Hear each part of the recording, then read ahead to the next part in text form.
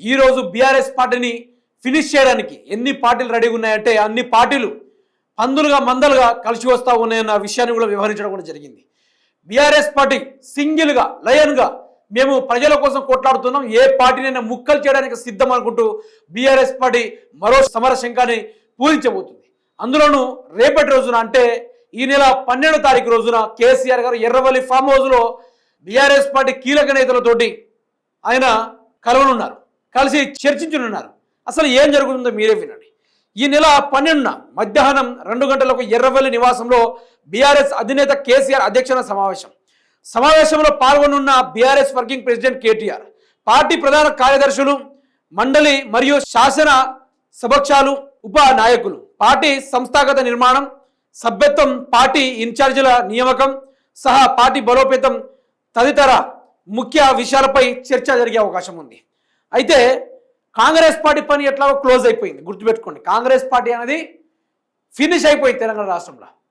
BJP party కూడా నిన్న ఒక అమ్మాయి మీద జరిగిన ఆ యొక్క ఘోర పనికి బీజేపీ పార్టీ కూడా నిన్న తెలంగాణ రాష్ట్రంలో ఖతమైపోయింది.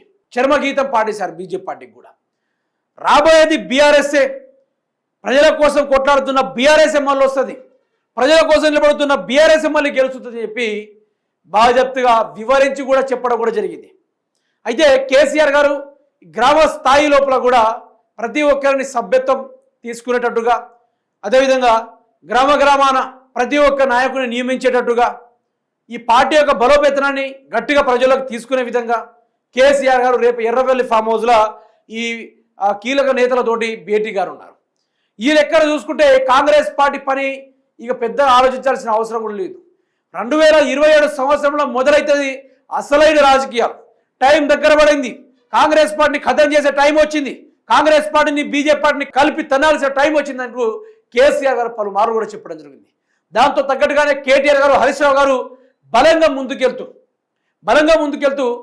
ప్రజలను చైతన్యవంతపరచుకుంటూ ఈరోజు తెలంగాణ మీద ఎవరైతే అన్యాయం, తెలంగాణ సంపదను దోచుకోవడానికి ఎవరైతే ప్రయత్నం చేస్తూ ఉన్నారో వాళ్ళందరినీ ఫినిష్ చేయడానికి మాత్రమే బీఆర్ఎస్ పార్టీ కంకణం కట్టుకోని చెప్పుకోవచ్చు. తెలంగాణ ఉద్యమం సుదీర్ఘమైన పోరాటం, ఈ పోరాటాల్లో ఎందరో మంది బలిదానాలు, అట్లాంటి బలిదానాలు చేసిన తెలంగాణ బద్మాషుల చేతులు పోతుంటే నాకు నిద్ర పట్టడం లేదంటూ తెలంగాణని మళ్ళీ మనమే పరిపాలించాలి, తెలంగాణ ప్రజలు చైతన్యవంతపరచాలి, తెలంగాణ ప్రజలకు న్యాయం జరపాలని చెప్పేసి ఈరోజు కేసీఆర్ తీసుకున్న గొప్ప నిర్ణయమే రేపటి రోజున ఈ యొక్క సమావేశం అనేది చెప్పుకోవాలి.